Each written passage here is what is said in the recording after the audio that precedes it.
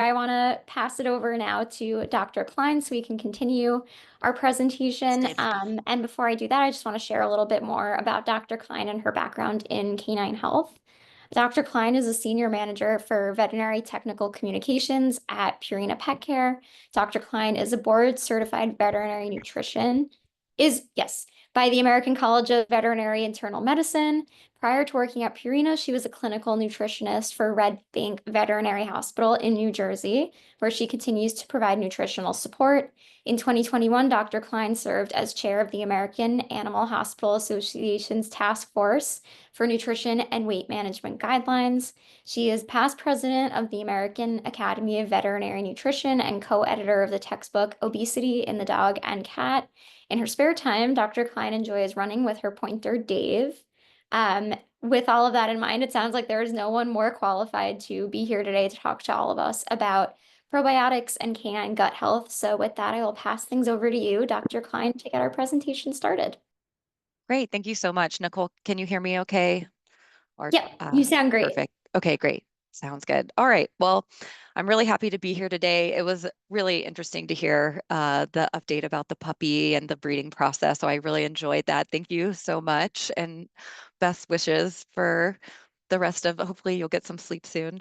Um, so today we're going to talk about probiotics. And but before we get started, I know she mentioned I'm a pointer owner. So this is my dog, Dave. The picture of him in my home office is when he was about 1 year old, and then he just turned 9 this year, which it's he's just been the most wonderful dog. So, but he is my running partner. He's trained with me for many, many races, and he trained with me for the New York City Marathon this last year, and we're going to do 2 marathons this. Well, he's not going to Berlin with me or not running the New York City with me, but he's going to train me and help me. I've also been in my role with Purina, been really fortunate to have some really cool experiences. And I have been able to go to Westminster a couple times. And so that's me, not this year in Madison Square Garden, but back when a couple years ago when it was held at Arthur Ashe Stadium in Queens. And so I am just, I also have cats too. So, but I absolutely love my pointer and plan on adding additional pointers to my family in the future. So, all right. Well, what we'll do when we talk about probiotics is really I want to talk about defining some really common terminology that you probably all hear. So first is just talking about the microbiome and what the microbiome is. And so um, the microbiome is really going to encompass not only the microbiota, so the microbiota themselves are going to be these individual organisms. So bacteria is going to make up the most amount of the microorganisms that live in the gastrointestinal tract. But you can also have normal fungi and viruses, and there are other organisms like bacteria that can be normal living in the microbiome. And so what's really important about the microbiome is when we're talking about this, it's not just the microbiota, but the microbiome is really talking about the microorganisms that live in the gastrointestinal tract, how their genetics influence the health of the host animal, and then that microenvironment. And so the microbiome is really the interplay of all of those things. And it matters because the microbiome is going to be involved in a lot of physiologic or normal processes that are vital to the host. And so things like energy balance, so metabolism, just general gut epithelial health. And so that's the lining of the intestines. Immunologic activity, so about 70% of the immune system lives in the gastrointestinal tract. And then also even neurobehavioral development. So there are just numerous studies and publications and even entire journals dedicated to looking at changes in the microbiome and the shift. And we know that there are changes in humans and in animals associated with different disease processes. So things like inflammatory bowel disease, even asthma, obesity, heart disease, different neurodevelopment conditions. We'll talk about anxiety in a little bit, but we do see shifts in the microbiome even throughout the life stage of an animal as well. And one of the questions, looking at this research on early in my career is what are things that we can do clinically though? So I know these shifts happen, but is it, sometimes it's a little chicken and the egg, right? So is the shift in the microbiome causing the problem? Is the disease causing the problem? Are there ways that we can potentially work with the microbiome to potentially help this disease process in some way? And so this is still an area really emerging with research, and I'll talk a little bit about some of the research that we've done here at Purina. So the GI tract, so I mentioned this is home to bacteria, and when we think about how many bacteria are in 1 gram of feces, and this number kind of always blows my mind, but over 1 billion individual bacteria per gram of feces. And when we look at what percent of fecal weight is actually going to be microflora, about 50% of fecal weight is actually going to be microflora, or those microbes. So really kind of impressive when you think about that. And when we look at the normal GI tract, the microflora is going to be different all throughout the gastrointestinal tract. And we also have things like, looking down here, I'll point my little pointer out, but even like our skin, there's also going to be a skin microflora on our pets, including ourselves as well. So we're going to see these different microbiomes, whether it's on the skin, whether it's in the oral cavity.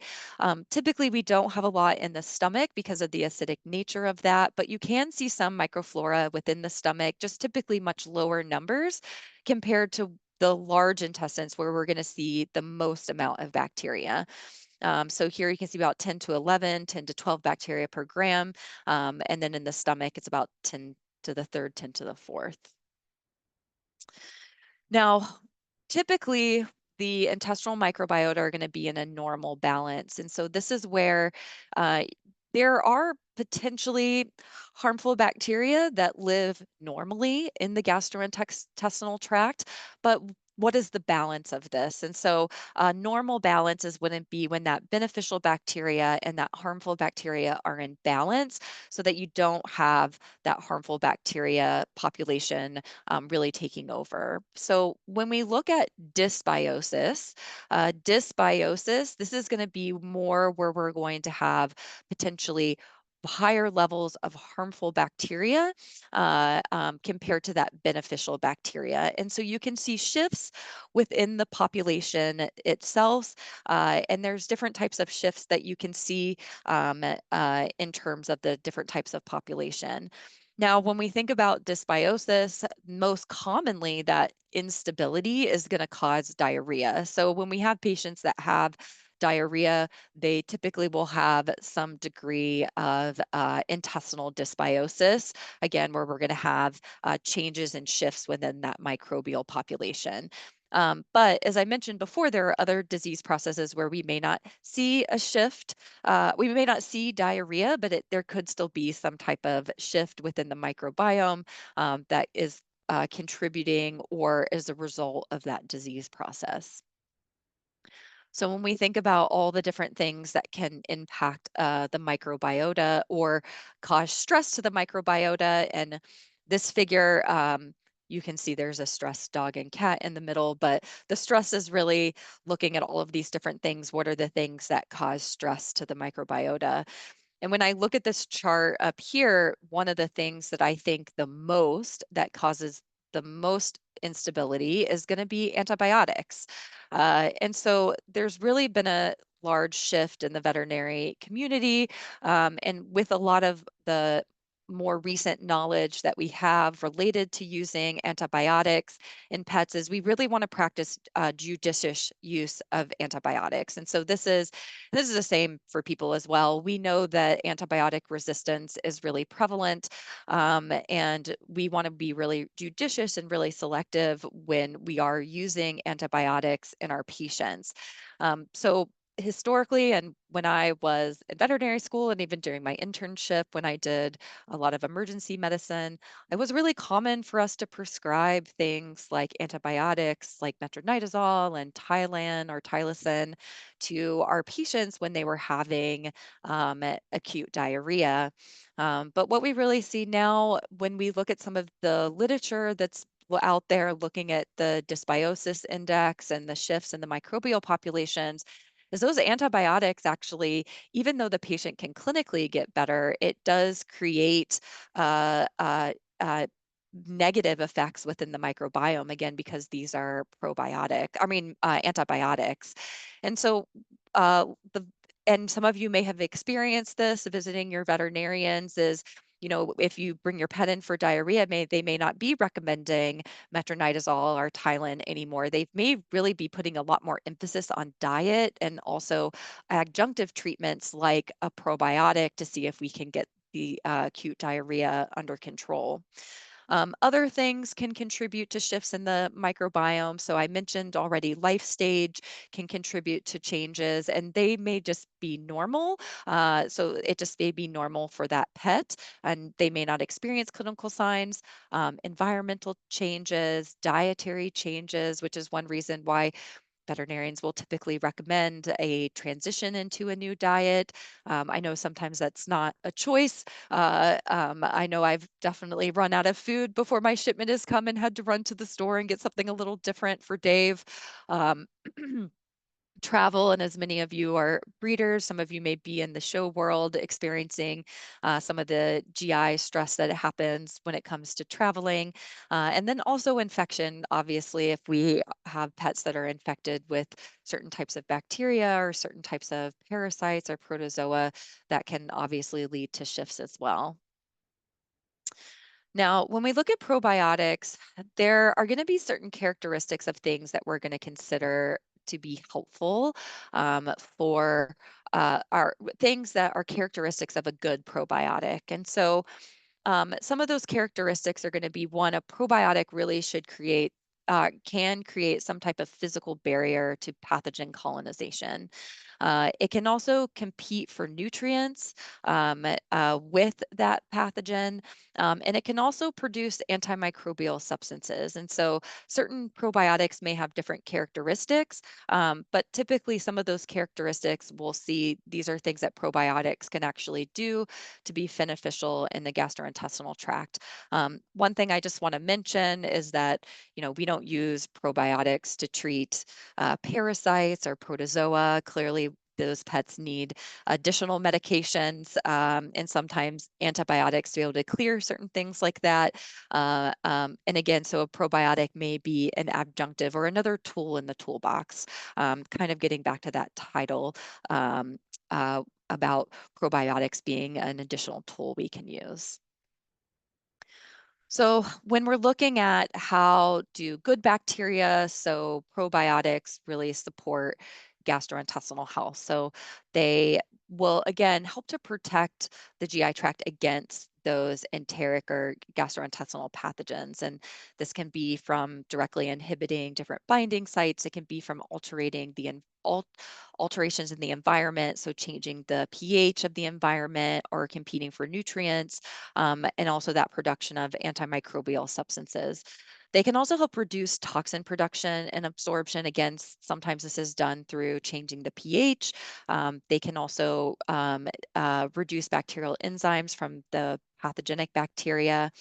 One thing that good bacteria can do is they can produce short chain fatty acids. So short chain fatty acids are going to be really, really important for the gastrointestinal tract. So one of the main short chain fatty acids, butyrate, is going to be an energy source for the cells that line the colon or the colonocytes. This can help improve GI epithelial barrier function. And also, again, remember I said about 70% of the immune system lives within the gastrointestinal tract, so really help modulating the immune system. So looking at the regulation of probiotics. So first, a drug, when we are looking at a drug, drugs are substances are an article intended for the use in diagnosis, cure, mitigation, treatment, or prevention of disease. And so when we have drugs, and sometimes in veterinary medicine, we have to use certain drugs off label, but for drugs that specifically are labeled for a disease management or prevention, those must undergo approval within the or through the FDA before coming to market. And there's a lot of evidence of safety and efficacy for the intended use that's required before they come to market. Now, when we look at dietary supplements, so the definition of a dietary supplement is a product taken by mouth that contains a dietary ingredient intended to supplement the diet. So you're not going to see anything related to treatment of specific disease process or prevention, cure, anything like that. And so I always tell people, this is an important thing to keep in mind because we'll often see, and I've seen this, is there's a lot of supplements that are on the market that sometimes make really grand claims. And I'm always very skeptical of that just because I know, again, the way that dietary supplements are regulated. So there's no FDA approval that's necessary for a supplement. And the FDA must be notified that a new product is going to be going to the market, but a company doesn't have to provide that safety and efficacy like they would with a drug. And so it's really important to realize that a lot of that safety and efficacy is really the due diligence of the company themselves. And so when we look at veterinary probiotics, they're going to be regulated as dietary supplements in the United States. Now, are all probiotics created equal? And I'm hoping by the end of this talk, there's a few things that I really would want you to take away from this talk. And one is that probiotics are all really different. And so when I am recommending a probiotic to one of my patients, when I'm in the clinic, I'm usually recommending a specific probiotic for a specific purpose. And a lot of that's going to be based on the knowledge that I have of the company that I'm using in terms, do they have safety and efficacy studies? And is there a certain condition where I'm prescribing a probiotic where I actually have some evidence associated with that? And so there's only really been a few investigations that have actually evaluated that complex interplay of probiotics with small animal host cells, immune functions, and their effect on microbial composition. And so there are many good companies that make probiotics, but again, they're not all created equally. And so it's important to kind of understand some of those limitations. So some of the concerns that I have regarding probiotics, so remember, this is a bacteria. So one thing is this bacteria safe? And that seems kind of like a silly question to ask, right? It's a probiotic, it's labeled a probiotic, but are there some type of safety associated with this bacteria that is known in the literature or has been shown through safety studies through the company who's making this?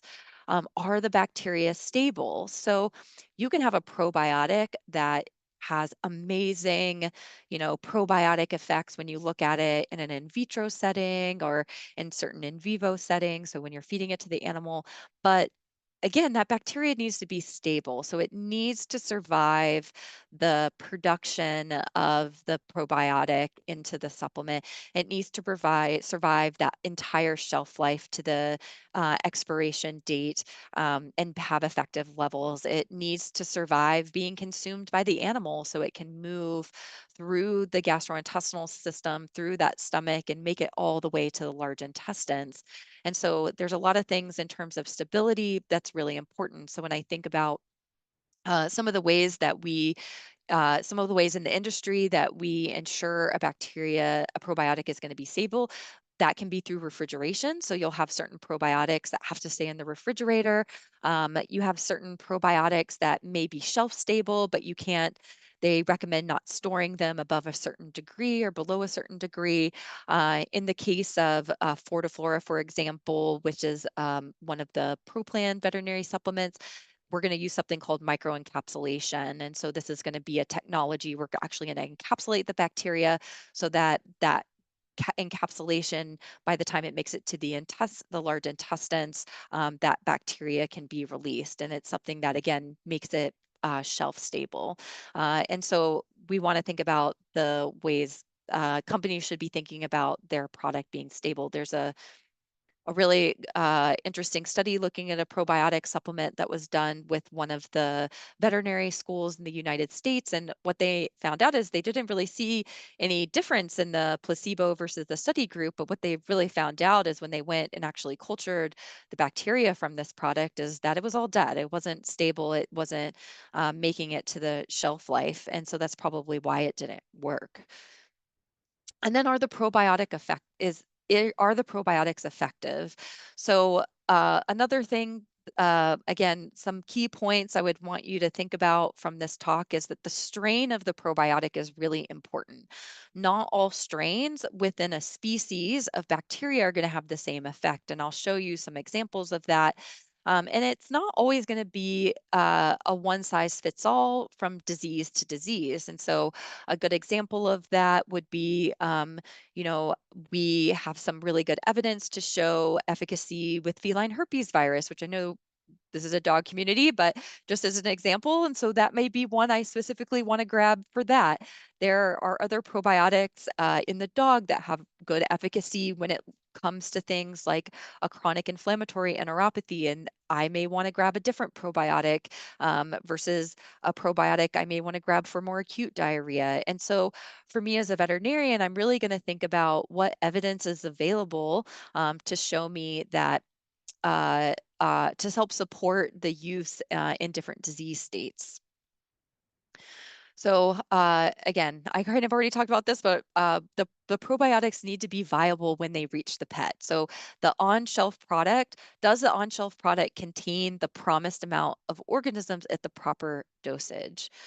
And so I've talked about a little bit of this already, but when I think about the characteristics of a good probiotic, they need to be safe, they need to be non-invasive, non-carcinogenic. So I didn't mention this before, but certain probiotics can be associated with certain types of cancers. And so it's really important to know that this is not a carcinogenic bacteria and then not a pathogenic bacteria.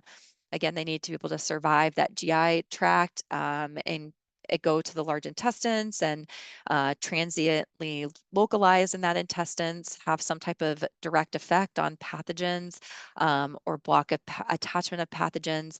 And when you look at the genus down here, so genus is going to be the Enterococcus lactobacillus bifidobacterium.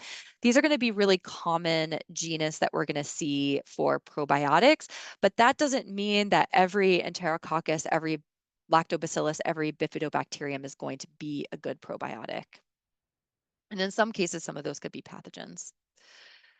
So should a probiotic be species specific? So one of the theories is that a host specific probiotic may be better adapted than to its target organism. So for example, if I have a probiotic that comes from a dog, is that going to be only really appropriate for a dog versus are we going to see some changes from species to species?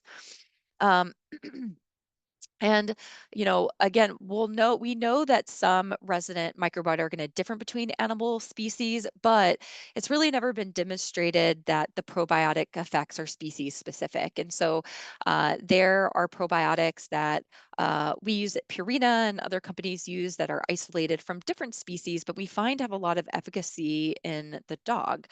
So that's not necessarily going to be true. And then, so again, if you take home one thing from this talk, I would say that strain does matter. It's really, really important. So one of the strains that we use at Purina is the Enterococcus faecium SF68. And so Enterococcus, again, is going to be the genus, faecium is the species, and then the strain is going to be a grouping of number or letters that we're going to see at the end, so SF68. There are actually some strains of Enterococcus faecium that can actually be pathogenic. And so it's really important for us to make sure that we understand what the strain is. And really interestingly, so you may start to see this later on down the year and such, but sometimes bacteria will undergo changes in taxonomy. So taxonomy is just the naming scheme that we use for the bacterias. And so actually just very recently, we've had a taxonomy update where it's Enterococcus lactis. So you'll still see on packaging the Enterococcus faecium, but at some point when we do packaging changes, you may see that this is Enterococcus lactis SF68, but it's actually exactly the same probiotic. It's just undergone a taxonomy change. So just an example of the difference of a bacteria that has the same genus and species, but a different strain number. So you can see these strain numbers are sometimes really complicated, sometimes difficult to remember, but they're really, really important. So this is just an example of a lactobacillus that can inhibit, this is LPS-induced TNF alpha. So this is a inflammatory cytokine or an inflammatory molecule within the body. And so this is a particular bacteria that this particular strain can actually help with inflammation. So it can inhibit this inflammatory cytokine versus this other bacteria, this lactobacillus over here, actually does not have any of those properties. And so they can be really different. So everybody loves a more is better situation. So one thing, is a multi-strain probiotic going to be better? So if you have more strains of probiotic, does this make it more effective versus a single strain probiotic?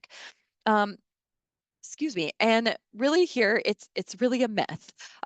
So there are excellent multi-strain probiotics that are on the market that are effective, and there are really excellent single-strain probiotics that are on the market that are effective.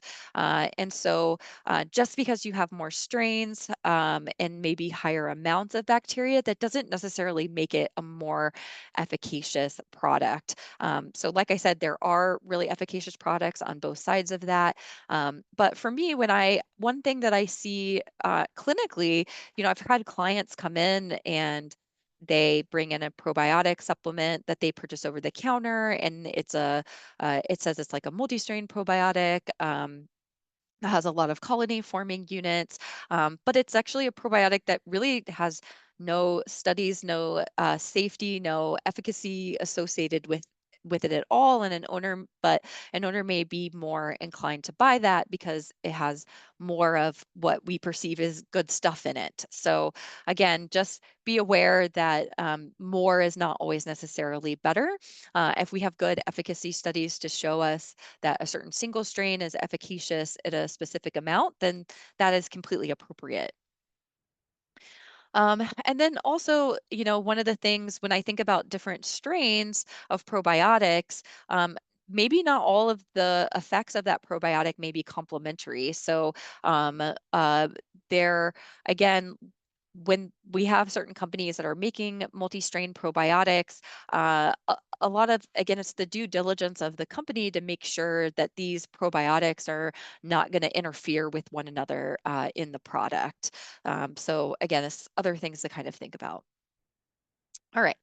So how accurate are probiotic labels? So this study that I'm going to show you was published in 2011.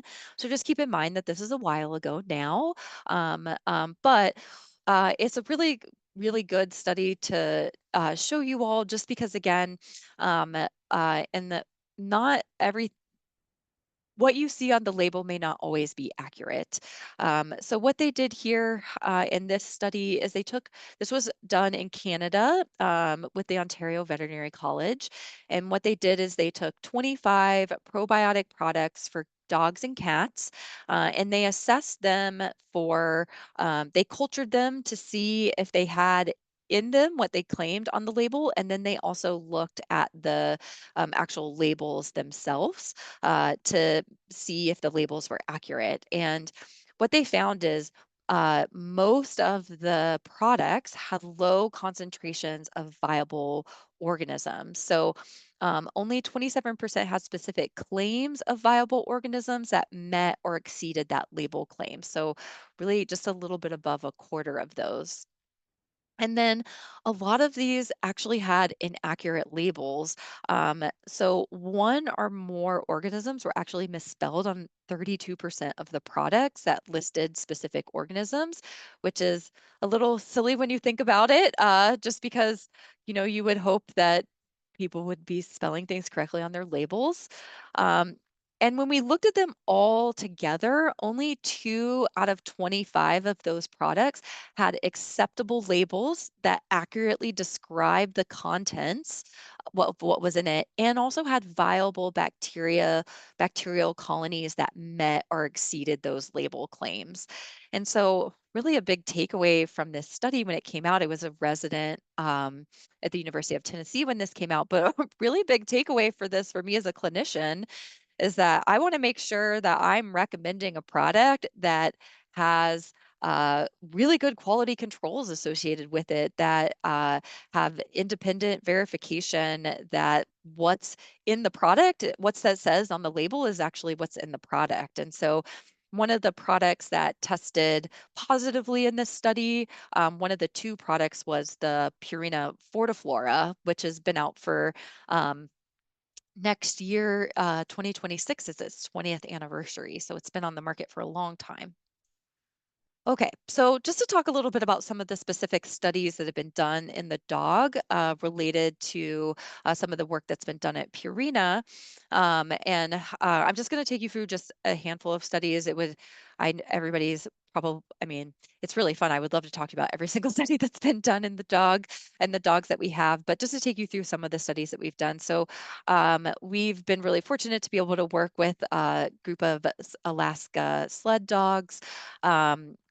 Through some of our research partnerships. And so one of this study was looking at the effects of that Enterococcus faecium SF68. And so this is going to be the probiotic found in Fortiflora compared to a control. So it's a placebo-controlled study in Alaskan sled dogs. And these are really good models for acute stress diarrhea. As you can imagine, these dogs are working extraordinarily hard when they are training and competing. And so there were two different groups, 26 dogs total, 13 dogs in each group, and they were treated over a 7-day period with the placebo or the probiotic. And what they did is they looked at fecal quality. So did they have liquid stools, soft stools, or firm normal stools? When we look at the placebo group, about 40% of those dogs did have normal stool throughout that 7-day period when they were working. Watery stool, though, was present in about 30% of those cases, and soft stools were present in about 26% of those cases. Now compare that to the probiotic treated group. So again, it's a tool in the toolbox. It's not going to help every dog. So there were about 13% of dogs that continued to have watery stools. 22% of dogs had soft stool, but almost 2/3 of those dogs had normal stools or normal stools. And so I do think clinically that's really, really important. I also think about the person in the sled behind the dogs. It's probably also important to them as well. And so things that we can do again to help manage certain populations of animals. So I really obviously uh, working with sled dogs is very niche and only in certain parts of the world. But I really think about this. I've worked with a lot in my career, worked with a lot of different working dogs in different capacities that may be experiencing maybe an acute stress or exercise-induced diarrhea, and really kind of thinking about ways that I can help manage that. And so I've got some I have a few owners that I've worked with for many years in my practice in New Jersey that have dogs that they compete with in various capacities. One of the owners that I work with and her dogs, we typically do keep them on probiotics when they're competing and even start them prior to them competing as well to help out with some of the GI signs that they've seen. Uh, So I talked a little bit about immune function. So this is a study. This was a 1 year or a study done from weaning to 1 year in puppies. And so giving these to really young dogs about 8 weeks old up through growth. And this is looking at, what are ways that probiotics help immune function for these animals? So one of the ways that we can look at the immune function is actually look at vaccine titers. So canine distemper virus, this is going to be a core vaccine for puppies. And so this was comparing a group that was on a placebo versus a group that was supplemented with the SF68 for that first year. And we can see this is pretty normal vaccine titer after getting the vaccine. And then we see some waning of that vaccine titer. It doesn't mean it's not effective anymore, but you usually will see that vaccine titer drop a little bit. But what we see in the dogs that were on the Fortiflora is they actually persisted and even increased their vaccine titer. So it really helps us show that there's a really robust immune response to these dogs. So the antibody response to that canine distemper vaccination was greater in the SF68 supplemented puppies compared to the controlled. And really, this helps us show that certain probiotics can really help support the immune system. All right, and this is my favorite study ever, I'm pretty sure. And it's one of my favorites because it's just really clever. And one thing I like in science is when people are really just kind of clever with the different studies that they're doing. And so you can see these little Shih Tzus here. These are little flatulent dogs. So these were dogs that had a history of being a little flatulent, and they were put into these fart suits. And so we call them flatulence aroma recovery technology. So very jealous to not be the one to have thought of that name. And basically this allowed the scientists to monitor emissions, so farting, while being monitored, just kind of behaving normally. And so basically what they did is they compared the dogs. So there were 10 dogs fed complete and balanced diets for 14 days, and they were used as their own controls. So a limitation, obviously, of that with an open label study like that.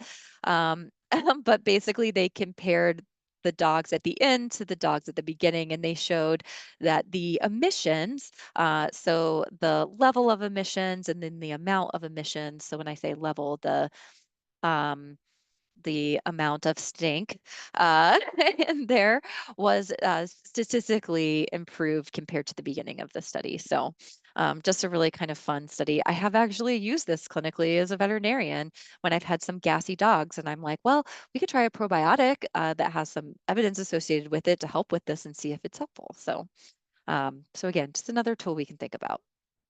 All right, so I want to touch on anxiety a little bit because this is some of the cool research that we've been able to do here at Purina when we look at our anxious dogs. But prevalence of anxiety, a little more than a quarter, a little less than a third of dogs suffer from at least one anxiety or fear issue. And so for me, this is a very clinically relevant because when we look at the population of dogs in the United States, this is about 23 million dogs. So I see these cases when I'm in the clinic very, very frequently, even if they're not coming in to see me because of an anxiety or fear. And there's a lot of underlying factors that are associated with this. There can be some genetic predisposition. There can be some environmental or early experiences that can contribute to this. And then also different stimuli that can contribute to this as well. Now, when we're looking at the signs of anxiety in dogs, and many of you are probably really familiar with some of these signs, but some things that I think about, especially in the clinic, is this repeated yawning, lip licking. This is sometimes the panting can be associated with this. So this is something that I think about in the clinic. If I have a dog that I'm examining and I see them start to yawn or lick their lips, I know this is a dog that has anxiety, and it's the dog that maybe I want to change a little bit of how I'm approaching that dog in the exam room and everything like that. And so these are some different things that you can see. And again, it's not it's not always going to be consistent from dog to dog, but some other things that you can take note of. And this is a big concern for pet owners because it can be difficult to manage. It can be damaging to that human animal bond. And some severe cases, it can lead to relinquishment, which can be really frustrating. And anxious pets may be really more prone to chronic health issues or potentially even a shorter lifespan. So I talked a little bit about fortiflora and some of the evidence we have associated with this. Um, um, but we, being Nestle Purina, we have a lot of access and a lot of ability to build on a lot of the research that's been done with Nestle, who has a really robust amount of microbiome and probiotic research that's been done. And so a particular bacteria, Bifidolongum 999, so there's that strain again. So I'm just going to call it BL999 as we go forward because it's a lot shorter than saying the other. But looking at some earlier work shown to reduce some anxiety-like behavior in mice with infectious colitis.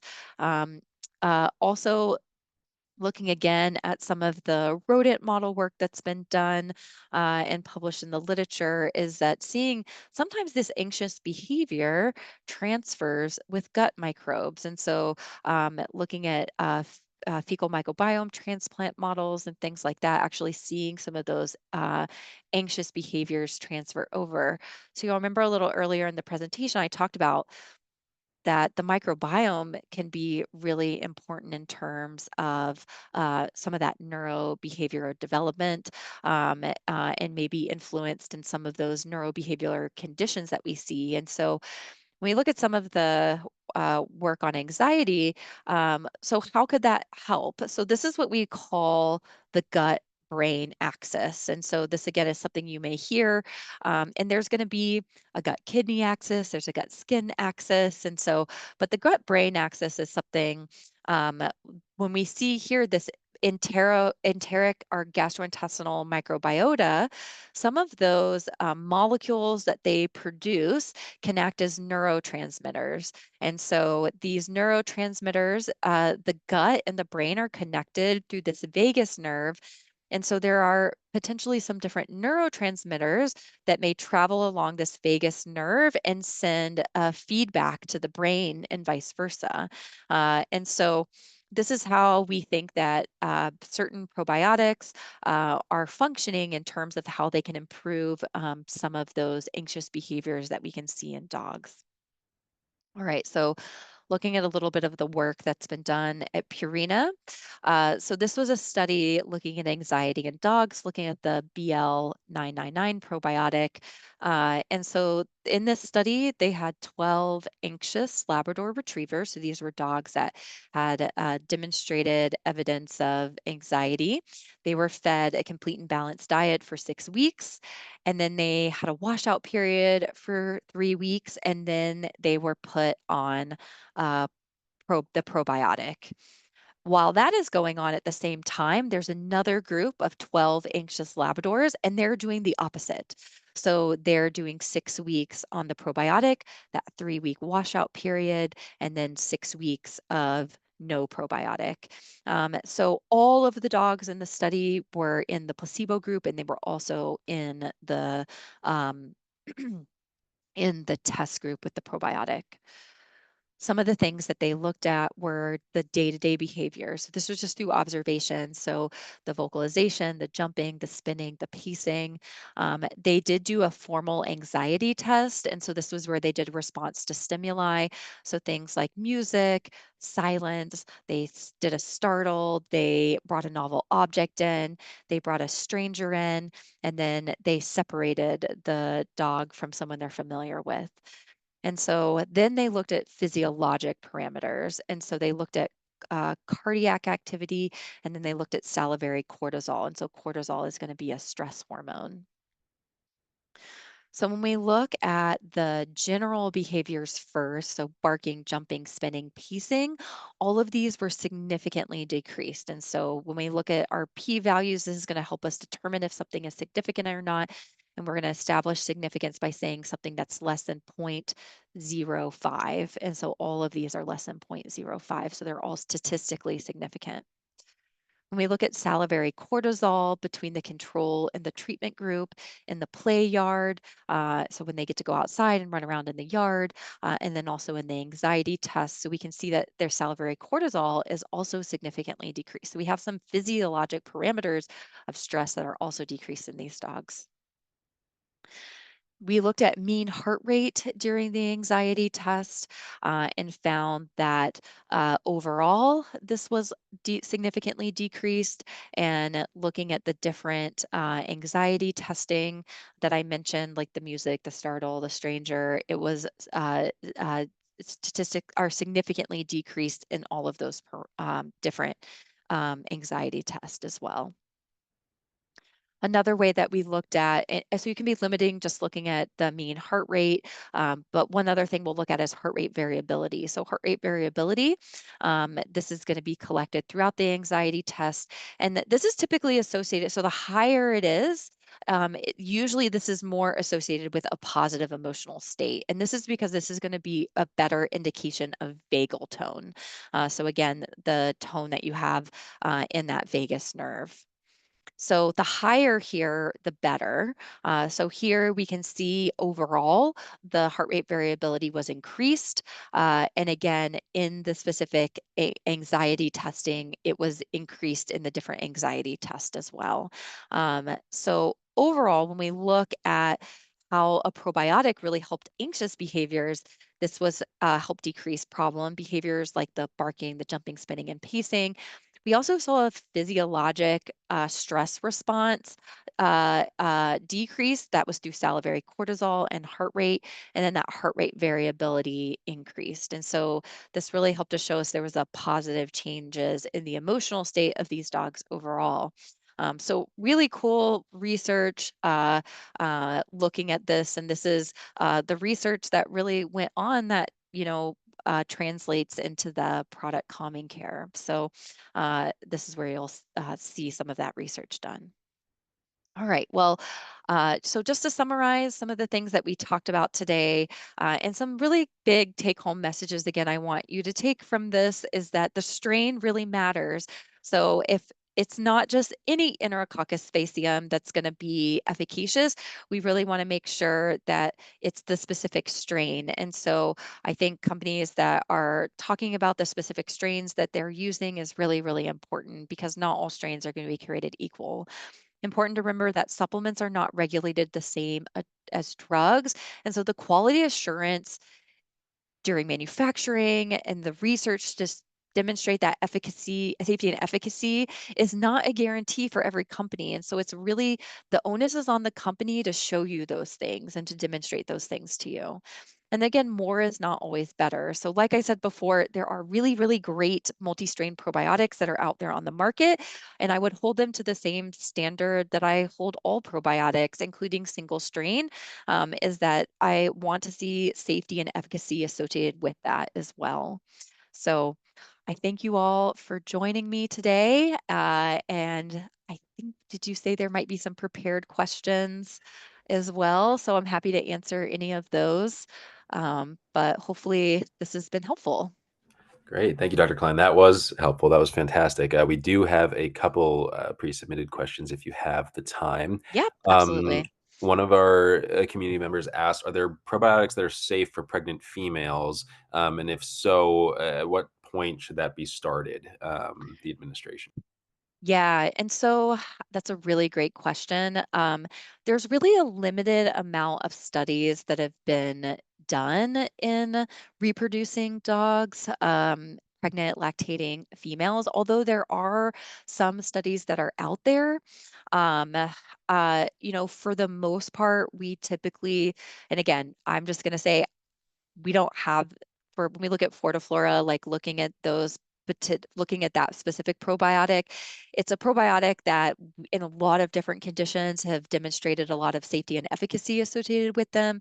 Looking at them specifically in those more vulnerable times, you know, that's we don't have that for that particular one. So how I've typically advised people on that is, again, I think one of the things is knowing how long this probiotic has been around and probably the millions and millions of doses that have been given with a track record of safety and efficacy associated with it. So while that study doesn't exist, I think that people who have dogs in that life stage should be aware of that, but it's certainly something I would expect to be pretty low risk. But again, I really put a lot of value on having that specific study and research done. So, but it is this common question that we get asked. So, No, I'm sure a pretty niche thing to do the research on, but we hope it gets performed in the future. Another question we had, are there cases where you recommend, I think you touched on this a little bit during the presentation, but cases where you recommend routine administration of probiotics, so not necessarily for a particular case, but all the time, whether it be anxiety or what yeah, have you? yeah, absolutely. So there's obviously going to be certain dogs and that are going to benefit. So I think about my cases that I've worked with where they're traveling a lot, where they compete a lot, where we have that history of that. Maybe they're going to have a lot of exposure to a lot of other dogs. And so we can maybe have some immune benefit from that. So those dogs, I think, even if they're not ones that are having issues with acute diarrhea or something, is something that I would think about for them.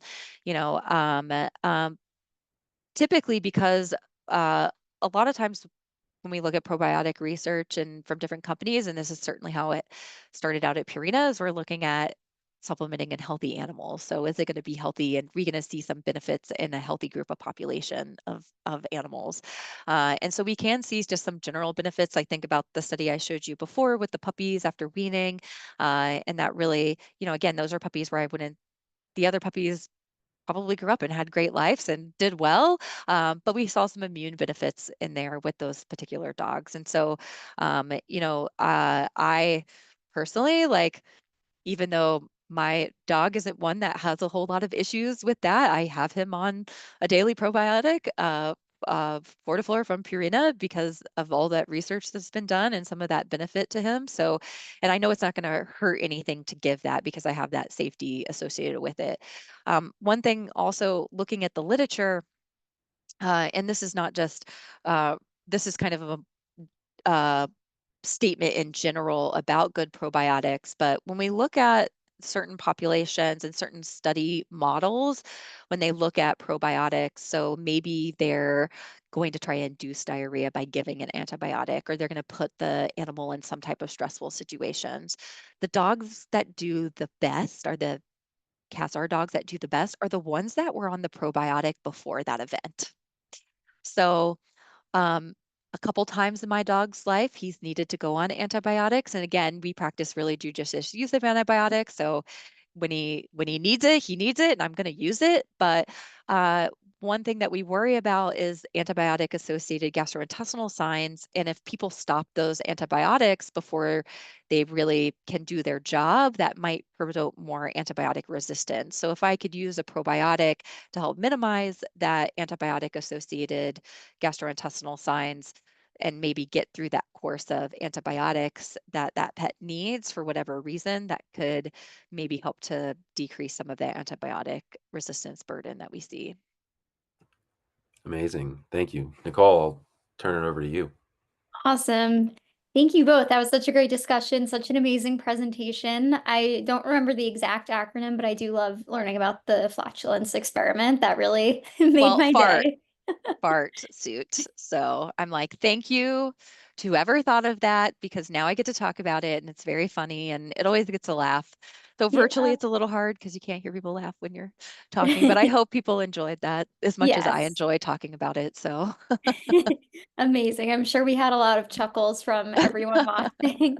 Thank you so much for being here, Dr. Cline. We really appreciate it. Thank you to everyone who is viewing this webinar. If you are not yet a member of our community, we invite you to apply to join at gooddog.com/join so you can stay up to date on all of our future webinars and exclusive events.